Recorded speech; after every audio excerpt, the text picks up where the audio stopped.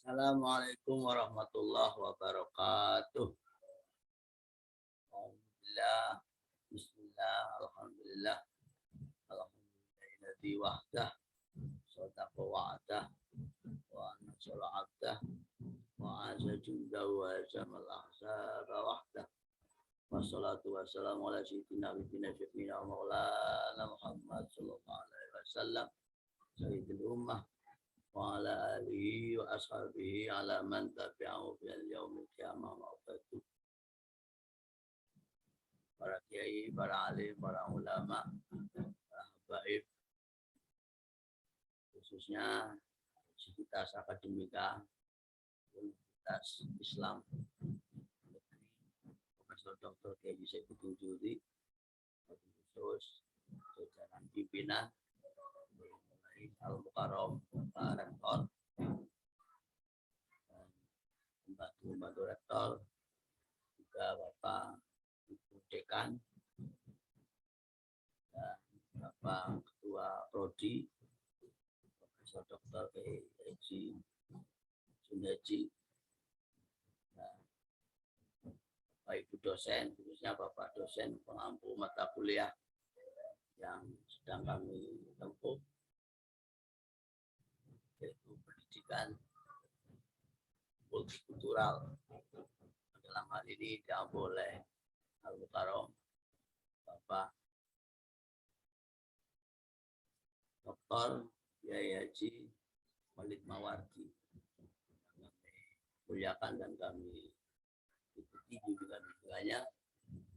Bapak Ibu sekalian, khususnya teman-teman, sahabat-sahabati seperjuangan dalam proses pendidikan program doktoral atau S3 di Universitas Islam Negeri Sayyidi Purwokerto yang kami banggakan.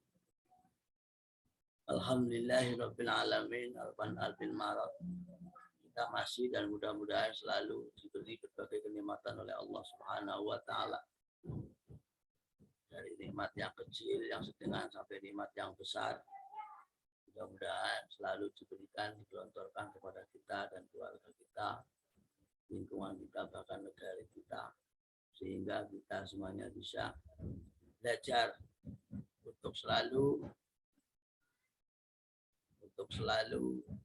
mengikuti perintah-perintahnya, menjauhi larang-larangannya, dan selalu belajar mengikuti tuntunan Kanjeng Rasulullah Muhammad sallallahu alaihi wasallam melalui bimbingan, hubungan para kiai, para alim, para ulama, sehingga kita nanti bisa termasuk orang yang muttaqin.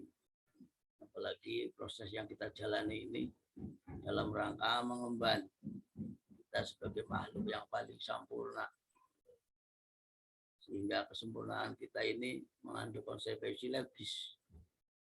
Al-Quran sendiri menyebut dengan sebutan kita anak cucu Nabi Adam alaihi salam, apalagi sebagai umat Rasulullah Muhammad sallallahu alaihi wasallam dengan 3 sebutan, yaitu sebutan insan, sebutan nas, dan sebagai sebutan basar.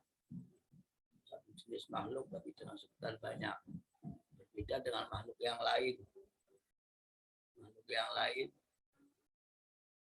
jenis macamnya banyak, jumlahnya juga sangat banyak, tapi hanya dengan satu sebutan, seperti para malaikat, seperti tumbuh-tumbuhan hanya dengan sebutan syajarat, seperti makhluk selain kita banyak jenisnya, banyak macamnya, banyak, sangat banyak jumlahnya. Ada ikan, ada ternak, dan sebagainya. Dan hayawanat. Itulah kita dari segi sebutan sudah jelas, bahkan namanya pun masing-masing. Karena apa? Karena kita tidak hanya secara fisik kesempurnaannya, tapi juga secara psikis kita ketempatan yang namanya nafsu, yang namanya syahwat. Kalau hewan ketempatan syahwat, tapi tidak ketempatan nafsu. Nafsu di dalam diri kita itu mendorong kepada kita untuk menjadi makhluk yang berprestasi. yang berprestasi apabila nafsu itu sendiri bisa kita kelola dengan baik. Nah, proses pencapaian, penempuhan dan pencapaian keilmuan adalah salah satu bentuk bagaimana untuk mengelola nafsu yang menjadi salah satu kelebihan kita. Oleh karena itu, pendidikan multikultural adalah merupakan salah satu bagaimana realitas kita yang dijelaskan dalam firman Allah dengan sebutan sumuba wa qabaila lita'aruf. Keragaman kita sebagai makhluk yang paling sempurna, terdiri dari berbagai bangsa, bahkan beribu-ribu suku. Di negeri kita sendiri ada 700 lebih suku. Ada 700 lebih suku. Itu melahirkan berbagai kultural atau kebudayaan. Karenanya mata kuliah ini cukup penting untuk kita pelajari supaya kita semakin menyadari bahwa fitrah kita ditakdirkan oleh Allah Subhanahu wa taala hidup dengan berbagai kultural, dengan berbagai budaya. Karenanya pondok pesantren adalah merupakan bagian berbagai cara penting untuk bagaimana menyadari bahwa kita ini merupakan bagian dari kultur yang ada. Karenanya di pesantren-pesantren pada umumnya yang berakidah Ahlussunnah wal Jamaah Nahdiyah, khususnya di pesantren kami di sini, pesantren Aliyah Ulumuddin Sudian Cilacap ini adalah merupakan bagaimana berjalan seimbang seiring, bahkan kultural merupakan alat media untuk bagaimana kita membumikan perintah-perintah Allah Subhanahu wa taala melalui pendekatan budaya.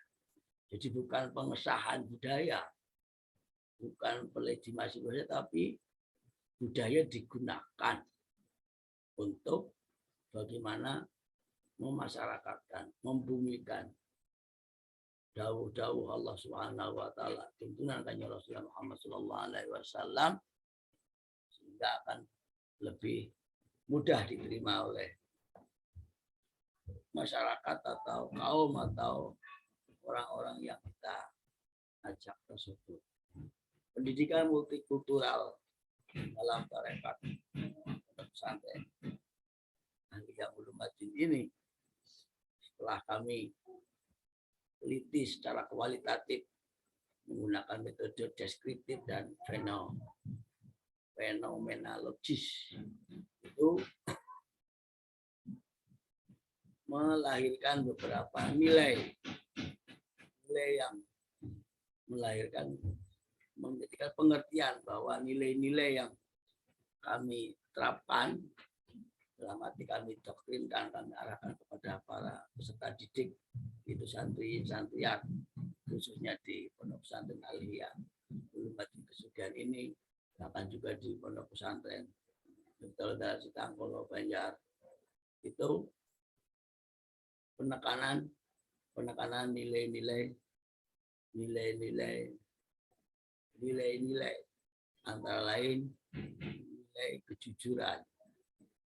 Nilai kejujuran, yang mana nilai kejujuran adalah bentuk dari atau simbol dari nilai ketinggian keimanan kita. Orang jujur berarti nilai keimanannya di dalam dirinya tertanam. Salah satu bukti contoh bahwa orang beriman kepada Allah itu tidak hanya sekedar percaya, tapi meyakini yang takrifnya kita sebut anta kita bil qalb wa taqriru bil lisan wal intisalu bil abdan. Hatinya meyakini, lesannya berikrar, badannya mengikuti tindak lanjutnya. perilakunya adalah sesuai dengan keyakinan kita, itu didasari keyakinan yang beriman kepada Allah Subhanahu wa taala, beriman kepada malaikat, beriman kepada kitab Allah, pada rasulnya, hari akhir, qada dan qadar. Itu. Dan qada dan qadar ini salah satu buktinya adalah bahwa kita menyadari kita ditakdirkan hidup di negeri yang sekarang kita sebut dengan Negara Kesatuan Republik Indonesia. Oleh karena itu kami bentuk bagaimana kita jujur, dan jujur itu merupakan buah dari keimanan kita, tidak mempersoalkan bentuk negara yang kita tempati ini. Kenapa mempersoalkan hal tersebut? Apalagi sejarahnya atau historisnya bahwa negara ini dibentuk oleh para founding father atau para tokoh-tokoh pendiri negeri ini dengan pola ini adalah sudah final. Nah, kita sebagai generasinya meneruskan, akan meyakini kebenaran itu sehingga tidak mempersoalkan. Nah, pertanyaannya berarti kalau yang mempersoalkan, ya monggo. Yang mempersoalkan hal tersebut kepengin ganti dengan model yang lain, menurut kami itu belum maksimalnya keimanan, belum maksimalnya kejujuran di dalam dirinya, bahwa takdir kita adalah salah satunya hidup di Negara Kesatuan Republik Indonesia yang alhamdulillah secara definitif bahwa negara kita ini semakin ke sini semakin sesuai dengan syariat. Kenapa? Karena semua aturan-aturan yang ada adalah aturan untuk kepentingan umum atau yang disebut dengan wa makana fihi masalahil ammah wa huwa syari'atun. Aturan-aturan yang mengutamakan untuk kepentingan umum adalah aturan yang sangat pas dengan aturan syariat atau hukum-hukum Allah Subhanahu wa taala. Sekalipun tidak dibungkus dengan bungkus bahasa agama, tapi isinya adalah nilai-nilai dan ajaran agama kita, yaitu agama Islam, agama yang paling benar, agama yang harus kita perjuangkan, bahkan kita korbankan untuk demi agama kita tersebut. Itu nilai-nilai yang kita tanamkan kepada peserta didik dalam forum kajian, antara lain forum Selasan, nilai keimanan, kemudian nilai kejujuran tadi, juga ada nilai keikhlasan. Kenapa keikhlasan juga kita tanamkan? Karena supaya peserta didik kita, bahkan kita sendiri, kita tularkan kepada peserta didik supaya menjadi orang yang berbuat itu karena Allah. Karena Allah. Sekalipun pada awal-awalnya mungkin rasa terpaksa. Kenapa? Yang namanya pendidikan dan pengajaran memang dua-duanya harus jalan. Dan itu yang bisa menerapkan antara lain lembaga pendidikan yang namanya pondok pesantren. Dua pola ini kita jalankan betul. Atau yang kita sebut dengan tarbiyah wa ta'lim, atau taklim dan tarbiyah. Pengajaran dan pendidikan berjalan seiring dan seirama. Dan itu menurut keyakinan kami, pondok pesantren lah yang bisa menjalankan hal tersebut. Oleh karena itu, pondok pesantren sebagai lembaga pendidikan tertua di negeri ini, jauh sebelum berdirinya negeri ini, sudah bisa menjalankan tersebut. Yang selanjutnya juga ada nilai kebersamaan. Kenapa nilai kebersamaan juga kita tanamkan? Karena sebagaimana dawuh Allah Subhanahu wa taala secara normatif, al-bunyanil wahid, innamal mu'minuna ikhwatun. Sesungguhnya di antara orang yang beriman kepada Allah adalah satu dan yang lain adalah saling saudara. Kalau kita ibaratkan kul yaden wala takun kal udnain. Ada makalah seperti itu. Jadilah kita seperti kedua tangan kita. Jangan seperti kedua telinga kita. Dan sampai kapanpun dua telinga kita itu sulit untuk bertemu. Sekalipun substansinya ya ketemu. Apa yang didengar oleh telinga kanan juga diiyakan oleh telinga kiri. Itu pula sebaliknya. Tapi secara syariat untuk mewujudkan itu bukan hal mudah. Beda dengan tangan kita. Kalau tangan kita, kalau setelah satu tangan kita ada yang kurang kepenak, langsung bertindak.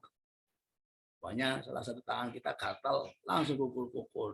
Kalau yang gatal kiri, yang pukul kanan. Kalau begitu sebaliknya, kalau yang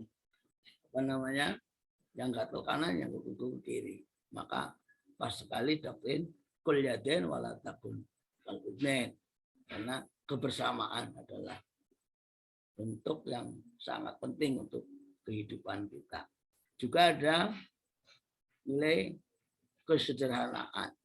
Kenapa sederhana kita juga tanamkan kepada para peserta didik kita?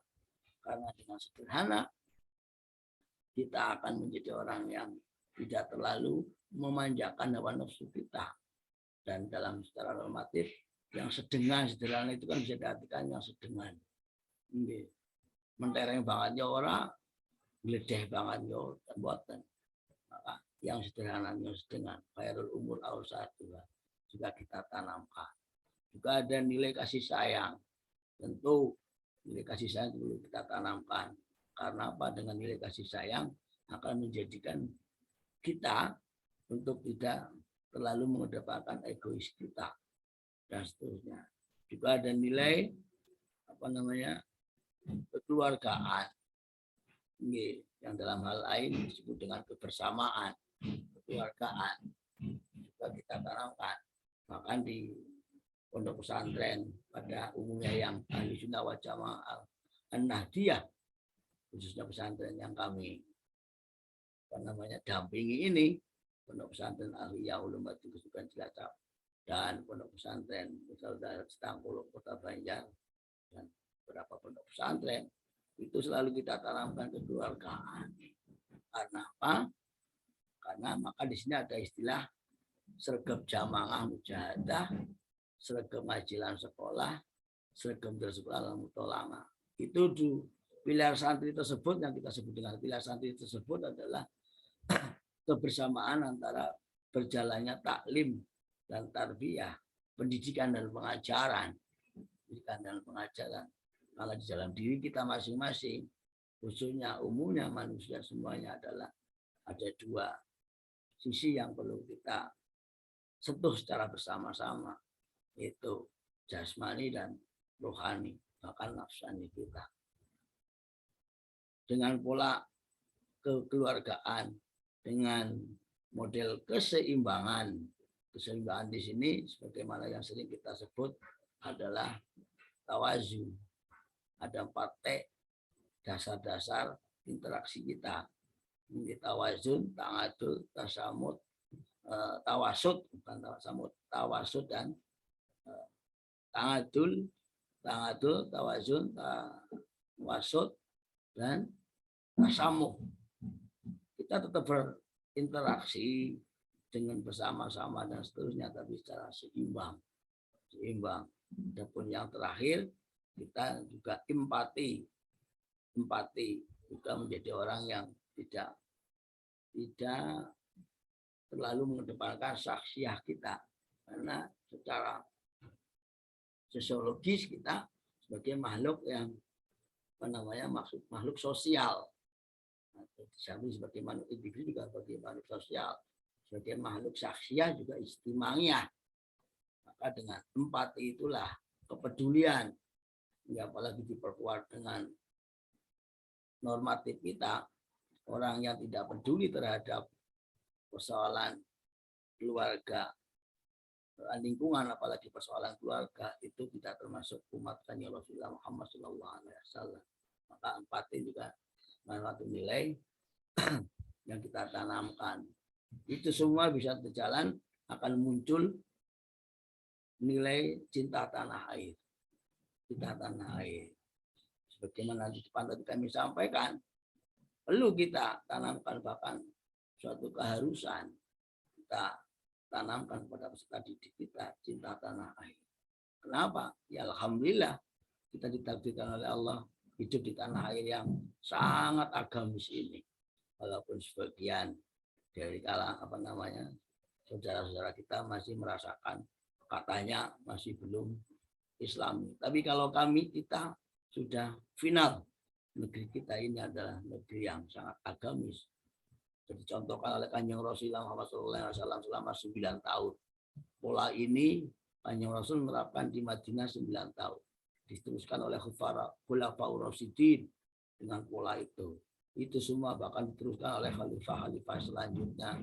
Dari mulai dinasti Sayyidina Hasan, kemudian dinasti Muawiyah, Abbasiyah, sampai Utsmaniyah. Kemudian sekarang kita di sini dengan pola kenegaraan seperti ini adalah sudah sangat pas dengan apa yang dicontohkan oleh Kanjeng Rasulullah Muhammad SAW dan diteruskan oleh para penerusnya, khulafaur dan seterusnya. Kenapa? Dalam rangka terwujudnya sumpahnya Gusti Allah, yaitu wahadal baladil amin, demi negara yang aman dan sentosa. Negara kita ini tidak hanya aman sentosa, minimalnya kita wajib taat kepada pemerintah itu ketika negara tidak menghalang-halangi kita untuk menjalankan sholat, untuk menjalankan zikir, untuk menjalankan puasa, untuk menjalankan zakat, menjalankan haji. Itu minimalnya itu sudah kita wajib taati. Nah, bahkan kita hidup di negeri ini tidak hanya tidak dihalang-halangi, bahkan kayak sangat merdeka kita beragama di sini. Contohnya kita mendirikan masjid, musola itu kayak nggak perlu izin kaya. Beda dengan negara lain yang ngaku negara Islam, tapi ketika mau mendirikan musola saja itu prosedurnya bukan main susahnya. Padahal ngakunya negara Islam. Maka di sini di negara kita ini sekalipun bukan negara Islam tapi negara yang Islami sesuai dengan ajakan Allah dalam Qur'annya, wallahu yad'u ila daris salam. Allah mengajak kepada negeri, rumah, daerah yang assalam, yang penuh kedamaian. Karena dengan kedamaian akan muncul nilai-nilai yang diharapkan oleh Allah Subhanahu wa taala. Dan di negeri ini adalah alhamdulillah sekarang dan bahkan terus berkembang. Masjid saja di Indonesia ini dan musola tidak kurang dari 900.000 masjid dan musola. Mana ada negara sebanyak itu masjid dan musolanya? Hanya ada di negara Kesatuan Republik Indonesia. Hanya ada di negeri ini. Itu tanda bahwa negeri ini negeri yang insya Allah diridhai oleh Allah Subhanahu wa taala. Oleh karenanya mari kita tanamkan kepada generasi-generasi kita cinta tanah air.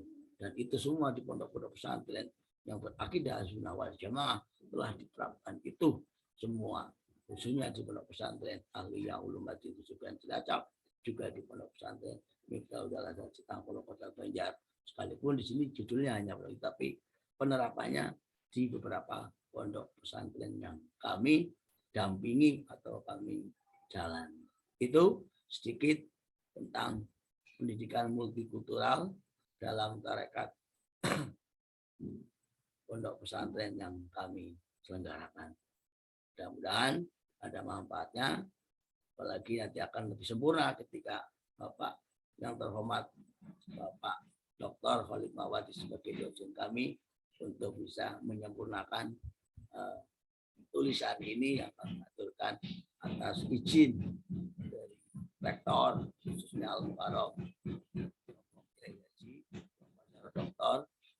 Muhammad Rokib dan semua jajarannya yang selalu senantiasa kami harapkan bimbingan, bombongan dan dukungannya sehingga kami dalam menyelesaikan studi di program doktoral atau S3 ini tidak terlalu tapi cepat selesai.